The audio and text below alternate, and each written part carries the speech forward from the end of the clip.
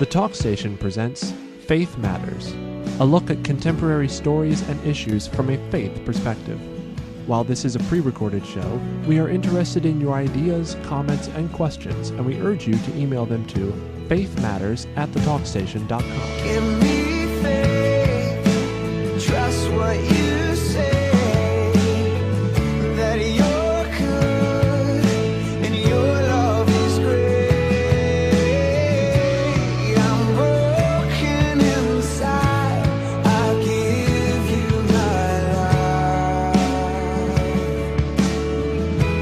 And now on the Talk Station, Faith Matters. And welcome to the program on Faith Matters here on the Talk Station, FM 107 and AM 1240. As we get underway for this week, and I'm Ben Ball, along with Reverend Robert Cornegy from Chapel by the Sea in Emerald Isle, Reverend Carl Zorowski from St. Peter's United Methodist Church in Morehead City, and also retired Anglican Bishop Doc Loomis with us. And good morning, folks. Hope everybody's well. Good morning. Very well. All right. Yeah. We are looking at we often talk on this program, we've talked about tension between church and state, the kind of the parallel lines that they often run and how they may or may not intersect, and which is basically a theme of the show. But this a couple of articles this week put that into focus. One is in the wake of administration budgets. Some people are talking about that church or faith-based programs are going to need to step up their game a little bit more. And so the Atlantic.com has this article, and it's written by Emma Green, called "Can Religious Charities Take the Place of the Welfare State?" President Trump's initial budget proposal would end aid for poor families to pay for their heating bills, defund after-school programs at public schools, and make fewer grants available to college students. Community block grants that provide disaster relief and aid neighborhoods affected by foreclosure and help rural communities access water, sewer systems, and safe housing would be eliminated. Mike Mulvaney, the director of the White House Office of Management and Budget, suggested recently that even small amounts of federal funding for programs like Meals on Wheels, which deliver food to housebound seniors, may not be justified. With billions of dollars worth of cuts to federal social services likely ahead, the wars of religion have begun. Bible verses about poverty have suddenly become popular on Twitter, with the Republicans and Democrats each claiming to better know how Jesus would think about entitlement spending. While conservatives tend to bring religion into public policy conversations more than liberals, the valence is often switched when it comes to the budget. Besides arguing the premise of a number of these statements here, we do know that, and we've talked about it before a lot, that churches have ceded over to the federal government and to our tax policy the care for individuals. So if this gets reversed, our churches prepared or willing to step up to the plate? Doc, let me just start with you. The churches throughout history have, and still do, offer a tremendous amount of charitable services, obviously, to people. But can they replace government programs? No. Okay, that answer. Now let's move on. Next time. They can't because the church was never intended to do this.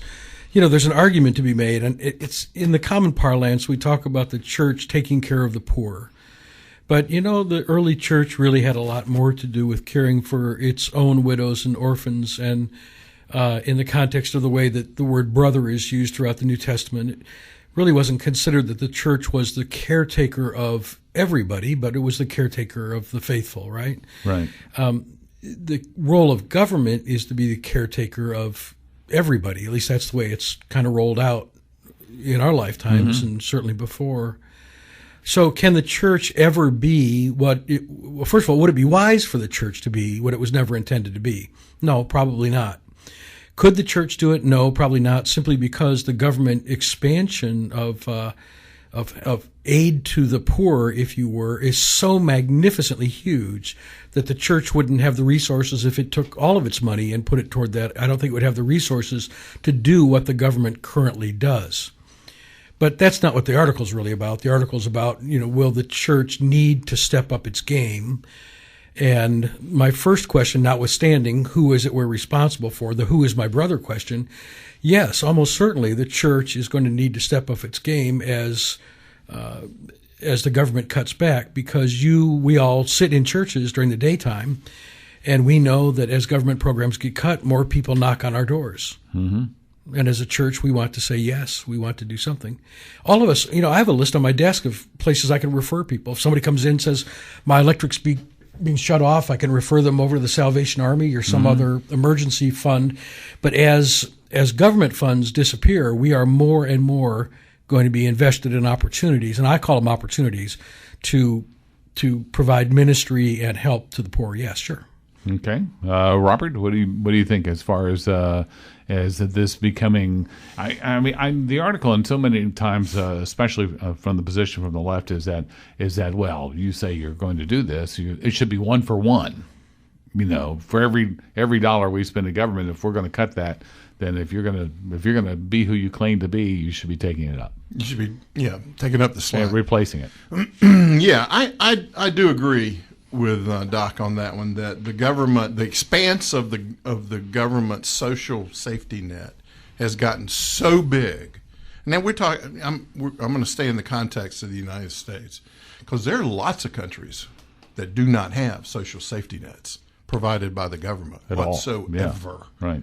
And it's really the family and the community that, if it's provided at all, it's going to be provided there. And so we're talking about, here in the United States, where we have, and look, I've lived in Europe, where in nations, democratic socialism is a part of their approach. Switzerland, for example, is when you move into a community in Switzerland, that community, you go through a formal process of basically being somewhat adopted by that community.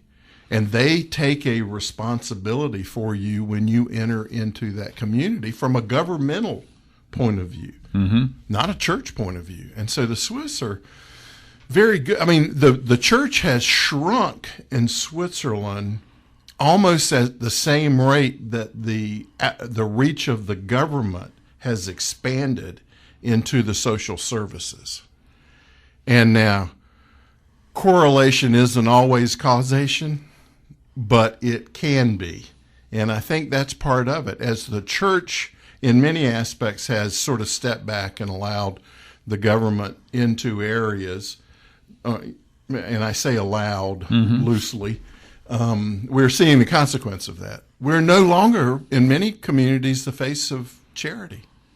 It's the government that's the face of charity. True. And so there is a consequence to that. And so the influence of the church wanes in those circumstances. So I see it as an opportunity. I see it as a teachable moment opportunity. When people are on hard times, when people are struggling, when they're going through difficult times, to be able to come alongside that sort of Paraclete, Holy Spirit ministry that the church has, to come alongside them and walk with them through that struggle, is a very important thing. We do not want to give it up. But I also say that in the context of American culture and most Western cultures, the expanse of the government into social services has gotten so immense. I don't know if I'd use the term marvelous, but I would say it's gotten so immense that for that to be cut off and the church to try to step up and take it, it can't happen. Okay. So what I'm recommending is that there be the duality there, that you have partnership. And that already exists in many nonprofits. Yeah. They get government grants to do their work. And so if they can pull back on the secularization of that and say you can do your ministry, the two hands of the gospel, reach the physical as well as the spiritual with government assistance, through government assistance, and the church, the funding comes in that way, then I say so be it. But we've seen that fundamentally change, though. Absolutely. They've said you can do the physical, you just can't do the spiritual. Right. Yeah. Well, Carl, in the Methodist Church, certainly there's a big social justice has always played a big part of the idea of, from Wesley on, of acts of piety, acts of mercy, both, but how about far as reaching beyond your own church and your own, as like Doc was talking about, your own faithful? Is that do you see that as a capability of the church? I do see that as a capability, but as my brothers have said here, can we replace what the government has been doing? No, we can't. We can do a lot. I think the church can always do more than what it's doing. We probably about a year and a half ago, we started a monthly food drive at St. Peter's because we know that there are places here in town that feed the homeless, that feed the needy in our community. And there's a lot of hunger in our community. And we know that those places get a lot of donations at certain times of the year. And what we said is we need, those people aren't only hungry at Thanksgiving and Christmas. They're hungry in the middle of March. They're hungry in the middle of June. And so we've actually begun like a competition between the men and the women at the church. And we call it the Feed the 5,000 to see which group in the church, the men or the women, can reach 5,000 items of food donated to Martha's Mission first. And this is going to be an ongoing thing here at the church. And I think we will see through little things like this. You don't have to make a huge sacrifice to make a big difference. We'll see how that plays out too in our next story when we come on here on Faith Matters in our second segment. So I hope you'll stay with us here on Faith Matters on the Talk Station.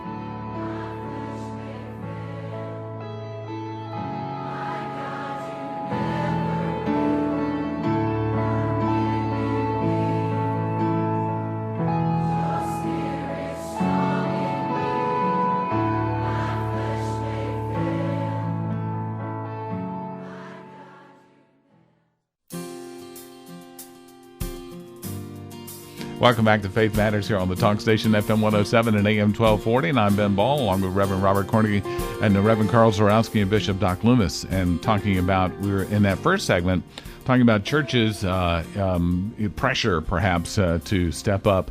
But, one of the things that these articles, like from The Atlantic or its ilk, is that basically looks at churches, and Doc, you said it in the break. The churches becoming providers, but churches do things differently. So even if we were doing this, even if we're doing more of this, it would be different, wouldn't it? Yeah, it's really not fair to write an article that's apples to apples when it comes to helping the poor.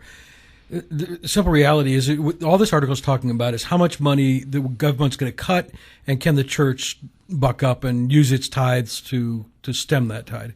And the answer to that is that really is an incomplete answer, because we as a church are much more than a profit center. We're more than a provider. Churches write checks, churches help organizations, just like Carl's is doing right now. But the reality is that we think that God is the provider. We think that all of our needs daily are met by Him. And so the best thing we can do is introduce somebody to God through His Son, Jesus. And upon introduction, we've put them into a far better and richer pipeline. My grandfather used to say that God owns the cattle on 1,000 hillsides. I think he read that in the Bible. And that's the place, that's the welfare system, that's the health system to which we want to introduce people. So that's determinately different than what our government does. The food that you do not know of that I have, the living water that it brings. So, and again, Carl, I think this is again part of the churches already do a lot. I mean, this article even talked about the $250 million in Philadelphia alone, talking about congregations stepping up. So we know that the people in churches are incredibly generous. But we still have a mandate of widows and orphans. We still have the idea of the faithful to take care of, and bringing people into that fold to then to take care of them. I mean, that's still part of our mission, right? Right. When we go out and we share the gospel, we can share it through preaching about Jesus, and we can share it through being Jesus by helping somebody. Because when we do that in the name of Jesus, God's love is flowing down into us and out through our hands to somebody else. And what we're trying to do is welcome them into a new community, a community where they know they're going to matter, where they know that everybody in this community,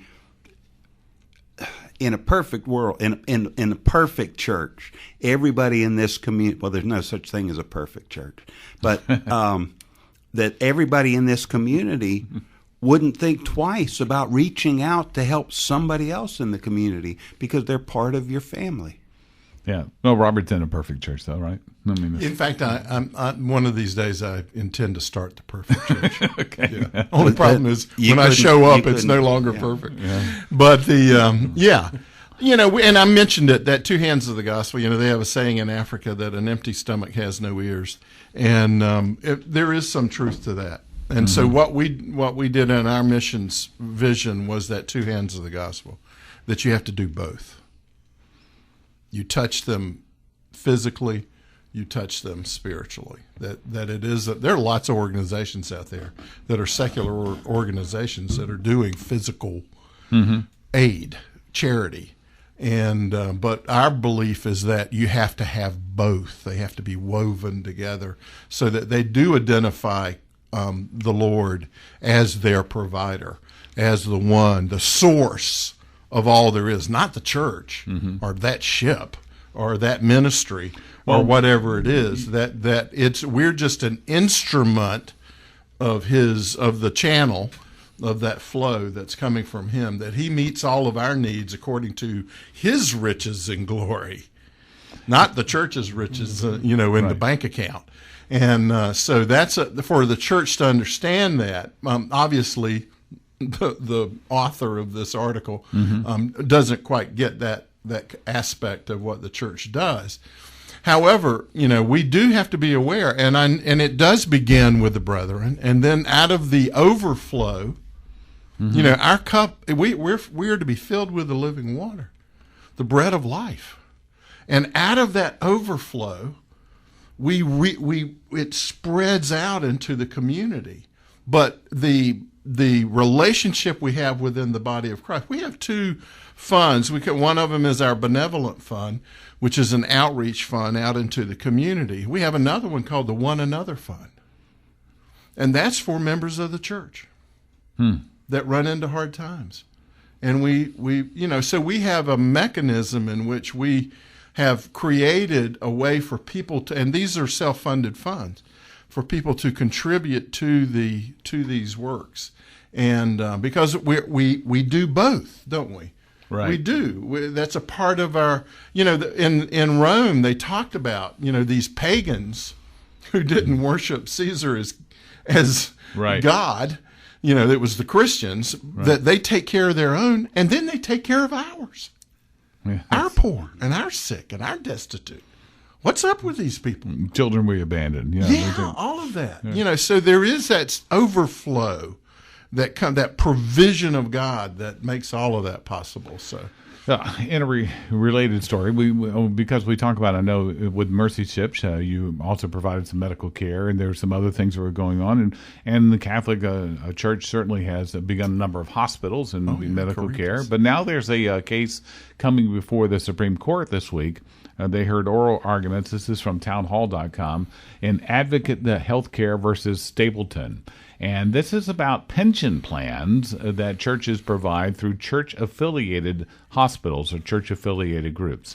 The idea is that back in the 30s, actually, there was the Employment Retirement Income Security Act, and it was amended in 1974 and again in the 80s. And this was the idea that pension plans would have to be funded at a certain level in order to ensure that there would be something there should the company actually go under. Now, in this case, there are some employees that are suing that, saying that these churches are underfunded or these affiliated organizations, and some of them are actually quite large, including this at Advocate Healthcare. They're large corporations, but they are affiliated with the Evangelical Lutheran Church and the Church of Christ in this particular case, and also the Roman Catholic Church. So the case that's being heard, and the justices were interesting in their alignment, because they, on one hand, were talking about the money, as Doc, is like you were mentioned, just about the dollars. On the other hand, the argument on the other side was, yes, but we also give a lot of free services to people as well. what would happen if we had to fund at the levels according to the law and didn't have that exemption under this act. So does that change it, Doc? Does it change it if it's just when we're talking about scale? Because these articles are talking about these giant corporations, and that this couldn't have been intended for that. That giant corporations, just because they're church affiliated, should not receive this protection. Well, I'm not going to argue whether the protection is good or not. The reality, however, is that the churches have been afforded this level of exemption for a reason that was deemed appropriate, necessary even, and I agree with that. The challenge is right now it's not the government suing the churches. It's its own employees, and we need to be reminded of that. Right.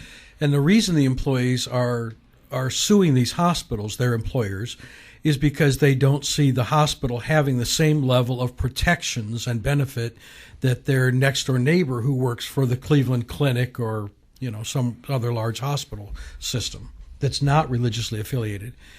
And to that, I would simply say, call it crass, but I mean, you have a choice with whom you're going to work. Mm-hmm. And if you're going to work at a religiously affiliated place and you want to work on Sunday because you like Sundays, you probably shouldn't go to Hobby Lobby. Mm-hmm. If you want to work at a place that is exempted from any number of government regulations, not simply this one, but if you want to be treated like children of Christ, serving Christ in a hospital setting, then you should probably work for these folks. And if you're upset about the amount of money you're paid, the amount of money that's protected, the amount of protection your pension has, then you might want to look at another facility. It's a complicated argument, I think, before these justices. I'm even reading it in the Supreme Court blogs and things like that, and they're not quite sure how it's going to go. But it is more than just a conservative and liberal argument. There seems to be a lot of the concerns that let me see if I can find it now. There's some of the quotes before the court, or the Justice Sotomayor, for example, seemed particularly sympathetic to the argument that these were giant businesses with 35,000 employees, and this wasn't meant to extend to them. So, Robert, you see how some are equating this with simply size and not purpose. Yeah, that's right. I mean, they miss the the aspect of that volunteerism. I think is kind of what you understand when you go to work for any corporation. It used to be that the old days are gone, where you became loyal employee forever and all of that, except in the faith-based organizations, because we're not there. This isn't just a job to us. This is a vocation. Mm-hmm. This is a calling of God. It's a part of our service to the Lord, and it's that service is serving others in that process. And there are and all of this, my assumption is that all of this is discussed in the employment package when they come in. Right. And this is explained to them what this is like. And so coming back now and demanding different circumstances is pretty interesting. And it's going to have some ramifications for some 90,000 people working in these various groups that are part of this suit, too. So that'll be worth watching. We'll have more to come in a moment here on Faith Matters on the Talk Station.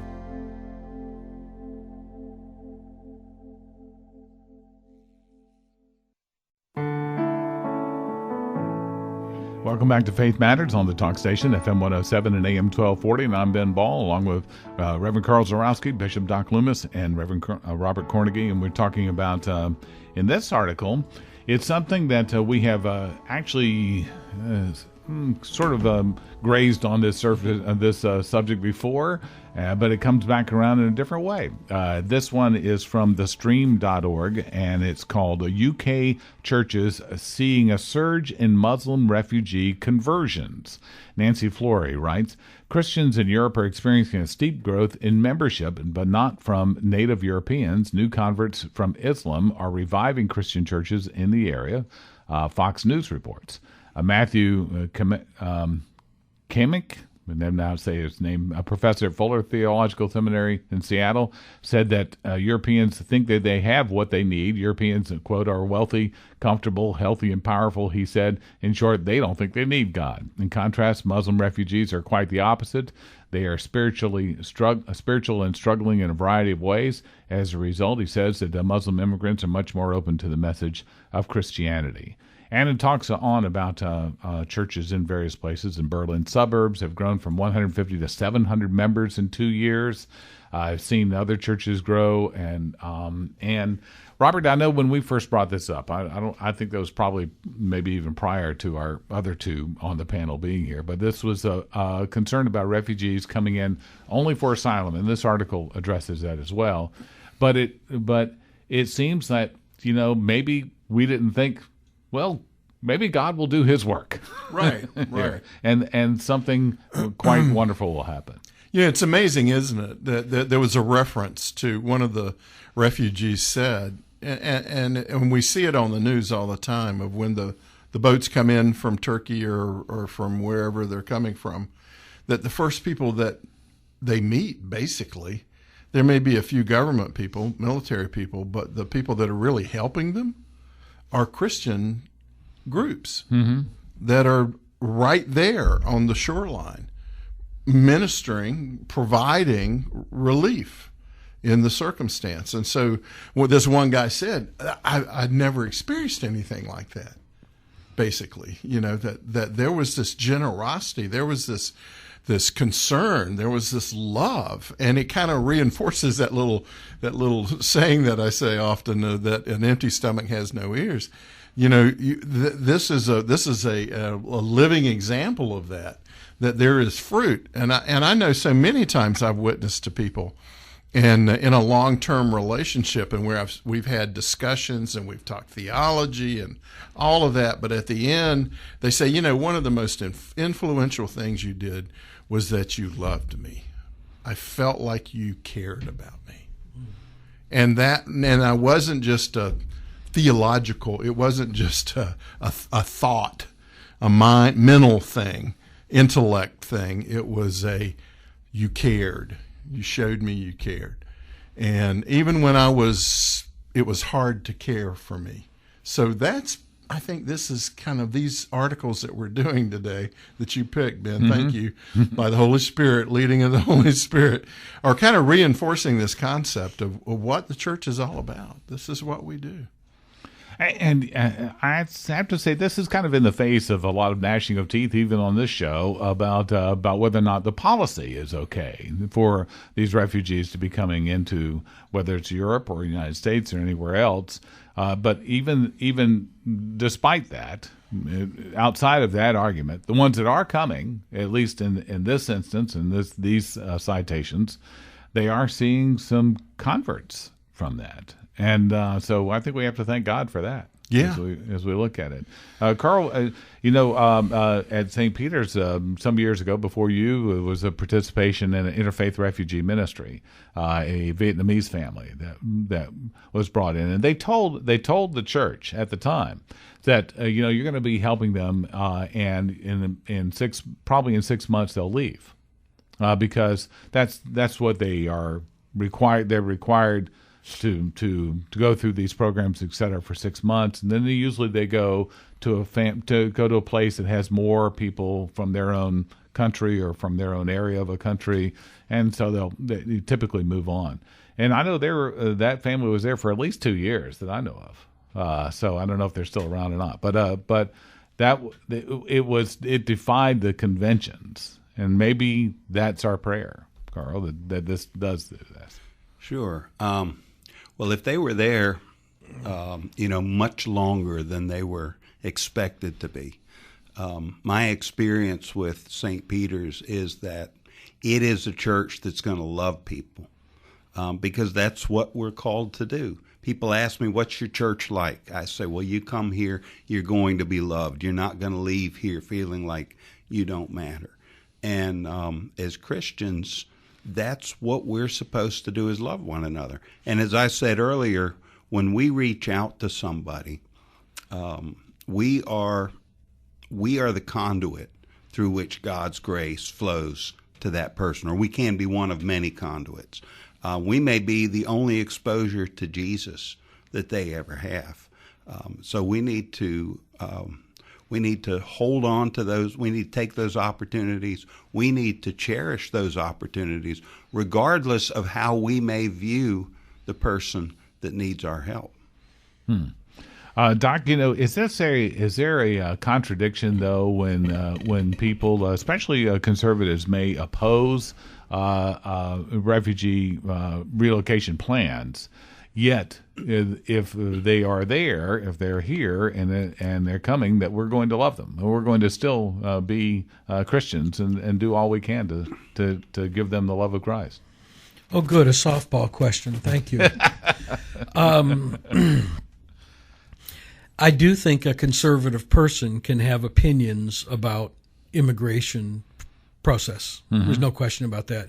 And I do think there's some things that work better than other things, and that is, as a conservative and as a Christian, I want to be the most informed I can be.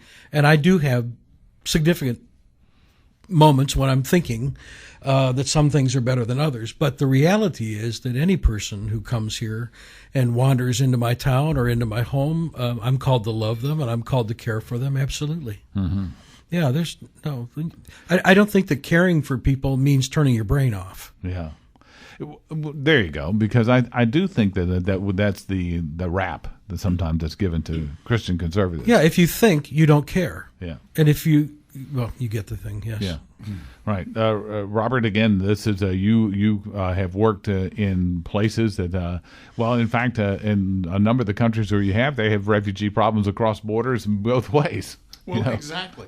I mean, you have internally displaced people. Right. You have externally displaced people for a lot of different reasons. Some of them are economic, political. Right. Family, the criminal. I mean, it goes on and on. The motivation for their displacement is not all is clearly not the same, and we really should have a system in which we can as best we can identify, try to be able to sort those kind of things out. And but at the same time, as we've all said, when they come into our presence, we help them.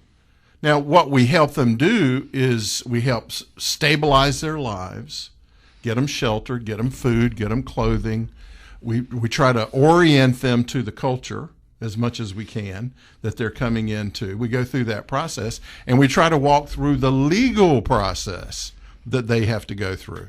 And if they're here, if they've snuck in or some other way that they've gotten here, it's the responsibility of the church to render unto Caesar that which is Caesar's, and unto God that which is God. And so there is a process in which the church needs to help people get legal, whatever it means, whatever that entails. Right. And so we're constantly, looking for that kind of linkage. And a lot of the churches are already tied in with systems that do that. I know, the Billy Graham Ministries program, Samaritans, Franklin Graham's, right, program, and many others are helping in that. I don't know why I just had this thought though. I just remembered a dog that I had.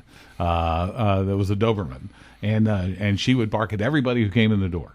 Everybody came to the door, but once they were in the door, she wanted to be their lap dog. Yeah, she just wanted to love them. And that's kind of I see that we have a bark about who should be coming, who should be allowed in. But once they're in, we should be loving them. Yeah, and then do all we can to make them not only welcome but also productive and useful. And here, this article talks about how, again, this is in Europe, says faith leaders are well aware that some immigrants may have ulterior motives for converting. The Catholic Church in Austria has published guidelines to help priests confront the problem. It warns that admitting persons for baptism who are found to be not credible harms the Church's credibility. Quote, there's been no noticeable interest in the faith that extends beyond merely the wish to obtain a piece of paper, according to a coordinator of preparation courses in Vienna's Archdiocese. Currently, applicants for conversion must be informally assessed by the Church for a year. And there was some admission that some people pretend to convert to Christianity to help their asylum applications. But then again, you still let God do his work. Yeah. You're still there exposed. And we should be rejoicing at this story that there are all these people who are hearing the gospel who weren't hearing it before. And if even one of them has a changed life, that's a wonderful thing. It sounds here like there's a lot more than that. And one thing people in Europe are going to have to be prepared for is that the church is going to start to look different. Well, we are going to have to look at this very seriously as we close out our ministries and other young pastors come up, because we're at 65 million refugees in the world right now. That's up almost 10% from just a year before. And this is going to be one of the largest people groups in the world. It's going to be refugees before long. We have more to come in a moment here on Faith Matters on the Talk Station, FM 107 and AM 1240.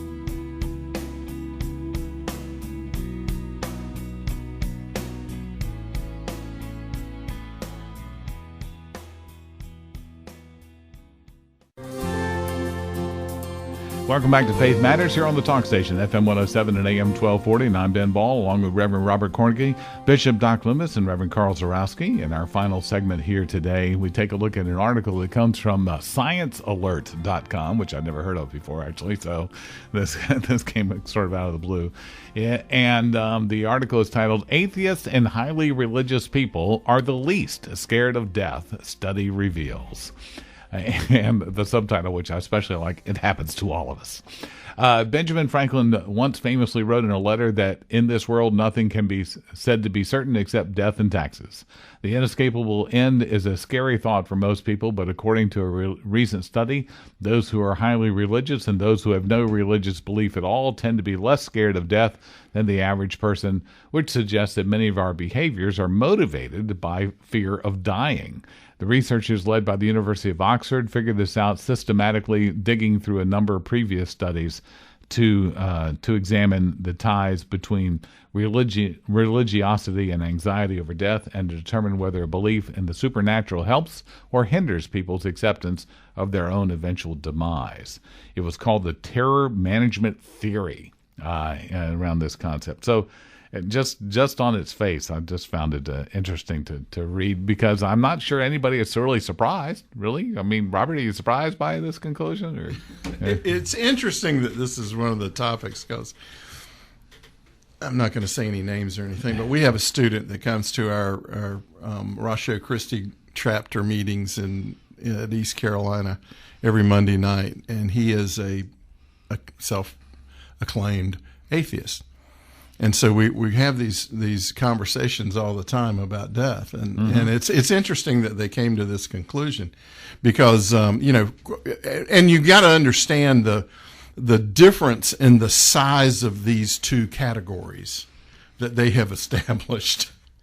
How many religious people are there in the world, and how many so-called atheists are there in the world? Well, they're massively different. Yes, that's The right. numbers of people that are in those categories, massively.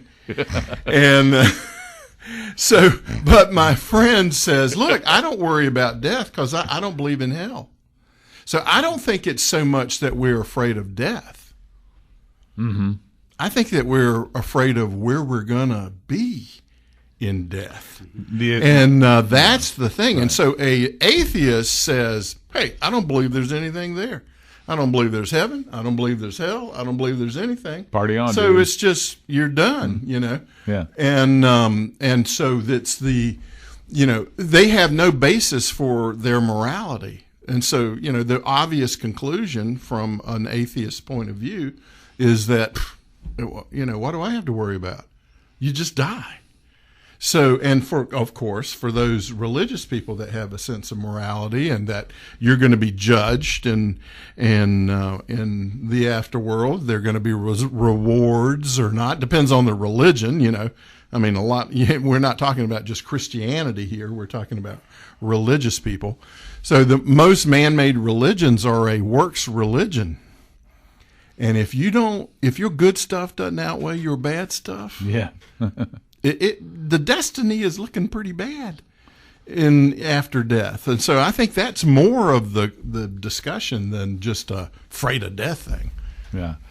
Well, Carl, I first thought that when it said the highly religious people are not afraid of death, and the atheists are afraid of death, and Methodists have got to be really scared. I think we're probably somewhere in the middle, as usual. Well, we tend to stay there, don't we?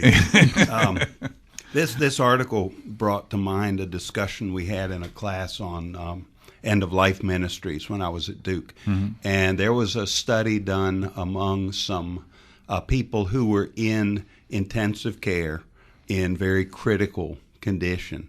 And the people were classified as either being Christian or being atheist. Mm. And when they did this, they asked them, they said, okay, if preserving your life required major effort on the part of the medical community, would you want us to do whatever we could to keep you alive? And one of the groups was almost all said, yes, keep me alive. The other group all said, no, you don't have to do that. Okay. The group that said yes was the Christians and not the atheists. And the people who did the study were very surprised by the results because they expected it to be the other way. So we discussed around the room in the class, okay, well, what do you think the reasons are? Someone said, well, maybe they feel like they want to be around longer so they can tell more people about Jesus.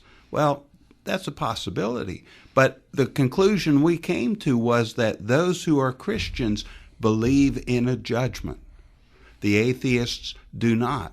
And so among the Christians, there were those who still weren't sure if they were going to get past the judgment. But we teach in the Methodist Church that if you have faith in Jesus Christ as your Savior, that's all taken care of. And so the problem there, I think, is more a question of the Christian, where they are in their faith. And I've got a family member who is a non-believer. When I talk with them about death, they say, well, I'm not worried about it. Well, what happens when you die? They said, well, everything just stops, and there's nothing after that. So what do they have to be afraid of? Yeah, assurance versus insurance, I think, sometimes is our fear there. So for Doc, are you surprised by any of these results or this discussion here? I think God created us with a little bit of fear of death. If he hadn't, we'd all be free climbing El Capitan or whitewater rafting the Niagara River. I mean, there is we have a desire to go on. That's just part of our, if you've ever watched anybody in hospice who's at the end of their life, it's more than just a physiological thing that's happening. There's a desire somewhere among the brain and the soul and the body to continue, to just continue. We were created to continue. And the reality is that the terror in it, as this thing is called, is that we realize that we would like to continue, but that death is inevitable. The beauty of being a Christian person is that we're taught that our death comes when we crucify ourselves with Christ, that our death is a dying that happens before our physical dying. And it's very hard to explain to somebody who's not a Christian that once you've crucified yourself with Christ and died, you have nothing to look forward to. There is no sting in death, to quote the Messiah. There's no pain in the end, because death is nothing more than, we've died. So right. Death isn't. Yeah, isn't a fear. It isn't a fear. It isn't a fear at all. And eternal life has begun. I mean, don't you? For me, it begins when I crucify myself and come up out of the water as a new creation, right? That's exactly right. And so there is nothing that death can do to me. The Bible says I'm not supposed to be afraid of people that could put my body to death, but be afraid of the ones that, the one that judges my soul. And I kind of want to live that way. But I do have to admit, I love the fact that God's put a little bit of a little fear of death, a little bit of maybe just the pain. Well, that's it. I think in our lives keeps me going. I think that's a good point. That I'm not afraid of death. I know my destiny. I have confidence in my Savior. But it's the act of dying that I'm not real enthusiastic about. And so, that transition from the physical process of that is the one that that gives me a little anxiety. But yeah, but for the atheists, of course, they're living in a land of, they live near the Nile, denial, and so they have really built this worldview that says I'm it. This is it. There's nothing I have. In fact, this guy said it last night. He said, "I don't care about what people think about me." We were talking about being judgmental, and he said, "Just get to the point where you don't care about other people. You just don't care what they say. You don't care at all. You're just you. That's it." And that is such the love personified. Yeah, it's all about me. Yeah. Me first and more. And they have lost, they have no concept because of pain generally in relationships that they've just isolated it down to themselves. And it's so sad to see that, and as we were talking about the believers in the room, we're talking about the community of the saints, the fellowship, and the care, just what we've been talking about, caring for one another. Atheism exists very much in the same plane that addiction does. Yes. It can't really exist in a crowd. Right. You can't really have those kinds of interpersonal relationships, those one another's in your life, and be a good atheist or be a good addict. Right. Doesn't work. Yeah. Yeah. So it's a destructive worldview. But, I guess one of the perks is that you can just sort of convince yourself that there's no final settlement. I'm just going to die and get away with all these things that I've been doing. And there won't be this time of justice that... But it also sounds like he's taking on that moral relativist role, whatever. Completely. Yeah. Completely. Absolutely. It's all begins inside his head. That's where the world is. Yeah. So I thought you had to wait till you got at least 62 or something before you didn't care what people thought. Well, that's just you just forget about everybody else. All right. But we want to thank you all for joining us here on Faith Matters on the Talk Station, FM 107 and AM 1240. And Robert and Carl and Doc, we'll see you next time. Go to church.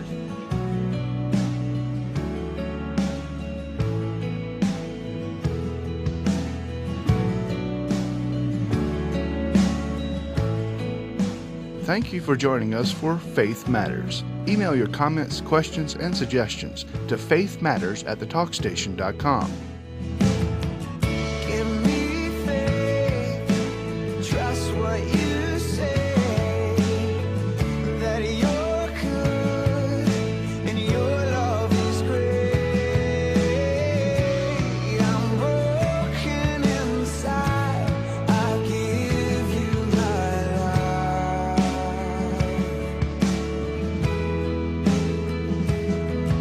Give me faith. Faith Matters is a production of The Talk Station.